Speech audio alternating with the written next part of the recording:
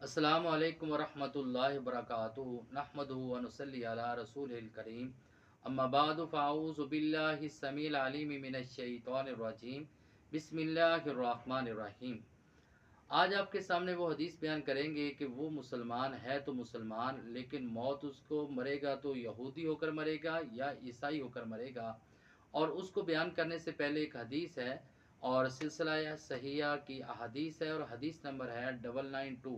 और हदीस को बयान करने वाले हैं हज़रत अब्दुल्ला बिन अब्बास रज़ी अल्लाह तआला अन्हु। बयान करते हैं कि रसूलुल्लाह सल्लल्लाहु अलैहि वसल्लम ने फरमाया, हज और उम्रा बार बार करो, क्योंकि हज और उम्रा बार बार करने से आपका फ़िक्र व फाका ख़त्म हो जाएगा और साथ ही आपके गुनाह ख़त्म हो जाएंगे।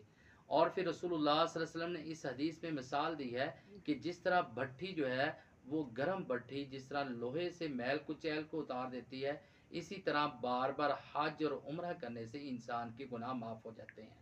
आज बाज़ लोगों के नज़रियात हैं कि हज नहीं करना चाहिए, उम्रा नहीं करना चाहिए, ये पैसे गरीबों पे खर्च कर दें, ये पैसे कहीं फ़लाह के काम में खर्च कर दें।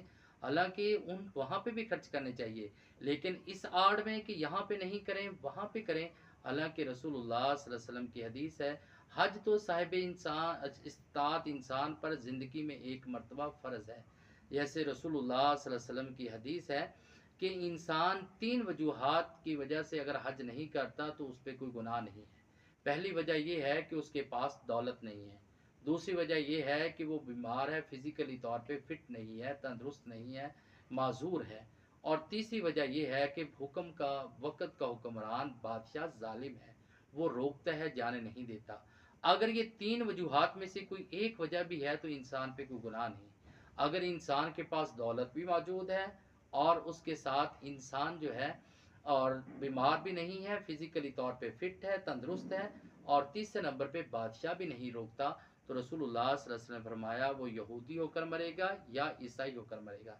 इस वजह से हम ये चीज़ें तो सोचते हैं कि हमें यहाँ पे पैसे नहीं लगाने चाहिए। हम कभी ये क्यों नहीं सोचते कि हम अपने बेटे की या बेटी की शादी पे इतनी ज़्यादा फ़िज़ूल खर्ची करते हैं, अपने रहने की ज़िंदगी के लिए, सहूलियात के लिए इतना ज़्यादा फ़िज़ूल खर्ची करते हैं। ये हम कम करके अल्लाह के रास्ते में क्यों खर्च ना करें? तो लिहाजा रसूलुल्लाह सल्लल्लाहु अलैहि वसल्लम की हदीस पे अमल करना चाहिए, जिसकी वजह से इंसान की गुर्बत भी ख़त्म होती है और गुनाह भी माफ़ होते हैं। अल्लाह ताला से दुआ कि अल्लाह ताला हमें इस पर अमल करने की तौफ़ीक़ अता फ़रमाए। वमा अलैना इल्लल बलागुल मुबीन।